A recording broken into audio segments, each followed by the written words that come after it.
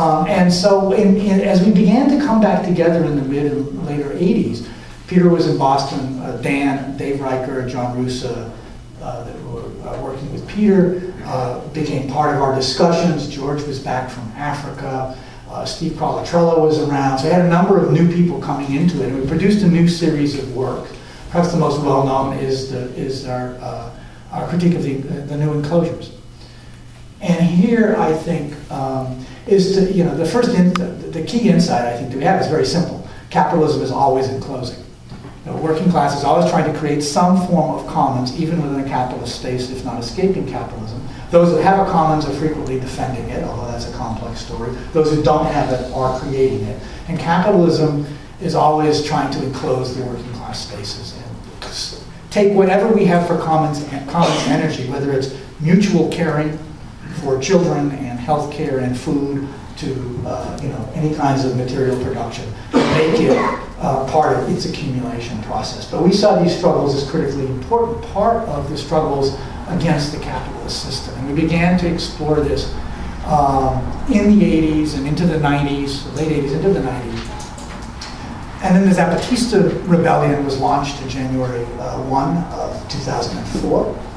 And we read their materials and we talked to people who knew them. And for many of us, it was very powerful because it was a form of confirmation, but a form of challenge, I think, in understanding the world better and moving our own thinking. So George and John and I went to the first intercontinental encuentro in Chiapas in the forest. And I think all three of us, but I can certainly speak, it was one of the most profound experiences of my adult life.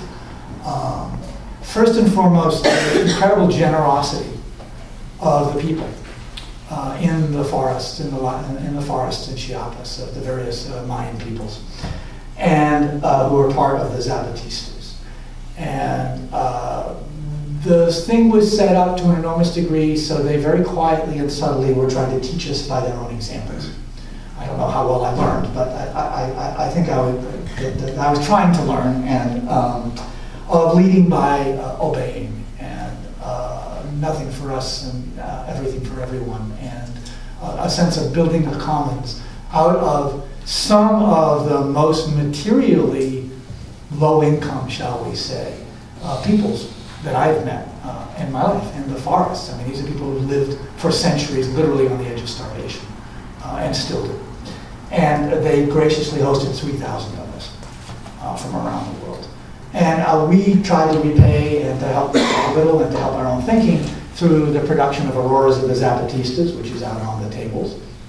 I should note along the way, we had also done a lot of work against war. We were understanding the first Gulf War as a question of class struggle, not as a war directly over oil, but oil as a reflection of class struggle. And that's talked about from over many years' work in our book, Midnight Oil, also on the tables. I think these things for us have led us to continue to think much more about what do we mean by commons, to do that historically, as Peter has certainly done in the Magna Carta work, and the forests. Massimo, I know, and our connections increasingly with the commoner, the title, and many of our other kinds of work. John will talk about it in his work, for example, as a lawyer. And recently, the redispersal of our forces in terms of where we live materially has also, happened a lot. We've been spread out across the continent and beyond. But one of the advantages of this is that we've also met new people, so that people have worked with us who live in Mexico, who live in Europe, who live in Japan now, who part of the time anyway in Japan, who live in Indonesia and other such places. So we begin to share knowledge of the struggles. We tried to reflect that in a little pamphlet on May Day of 06, which is about that struggle, but about the ways in which the migrations into the United States of peoples reshapes political composition and thinking. As I said, as we began the conversations a year ago, knowing that this was our 30th anniversary, we had a whole bunch of new people start to come, and many have identified themselves, and not all of them can be here today. And that's been fantastic. And I am humbled also by the numbers of you who are here today, and the great age range. I really appreciate having younger folks here. I'm certainly flattered that the work we have done has been of great value to you. We end up with a number of questions, of course. Is it really true, can we say, we tried to say so in promissory, I think correctly, that to really understand this crisis, you have to understand class struggle around the planet. You cannot understand it in a country alone anymore.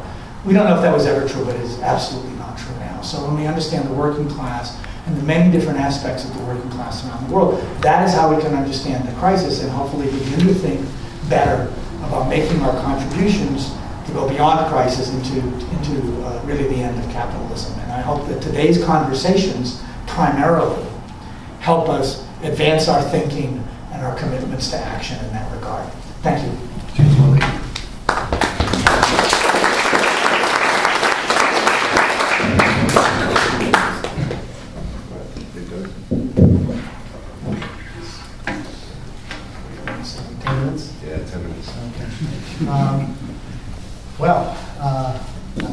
I feel like I'm liberated.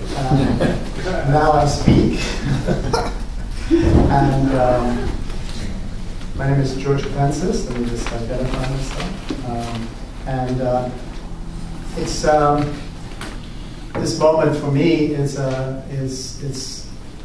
something that I cannot easily articulate because the last 30 years have been so rich and so full of possibilities, failures, and victories that it's hard for me to put it all together. But I wrote a little text, and I'd like to refer to it as I go along, because I wanted to give you a little sense of the, at least for me, and I recognize when you speak for 30 years, I can't speak so easily of the us. The us has changed, and I've changed. So how I'm going to express what happened 30 years ago, and what the intentions were, and what we're doing right now, that connection is very not so easy to identify. But I want to give you a sense of how we started off and what I felt was our intent. The first period of Midnight Notes was defined by the anticipation of capital's payback time.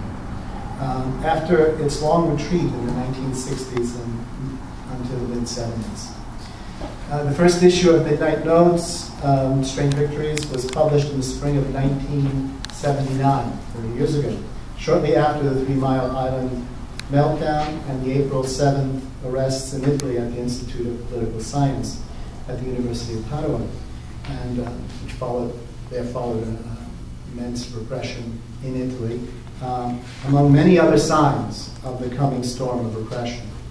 A key desire of Midnight Notes' founding group, at least this is what I think is there, was to carry our anti-capitalist politics and knowledge through a period of counter-revolution of an unknown duration and come out at the other side with this sedimented knowledge of past struggles intact.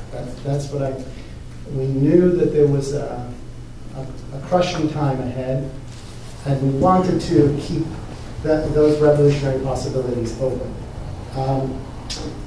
There was a deep commitment not to give up on revolutionary possibilities that were revealed in the 1960s and 70s. To do this, we knew it would require secrets, and so hence this small, tight group that we developed. We hope, very not easily penetrated by outside forces and intelligences. And we needed to have some surprises on in our armory. And we were continually changing the genres and typographies and trying to keep a moving target at least. And some luck to get through. In a way, then our gathering here, right now, is here 30 years later, is a fulfillment of this earlier pledge, okay? And that's, in other words, that we've come to the other side, we're here speaking with you, and we want to be sure that these revolutionary possibilities, and here I'm speaking for the old we, right? and the knowledge that was accumulated at that time.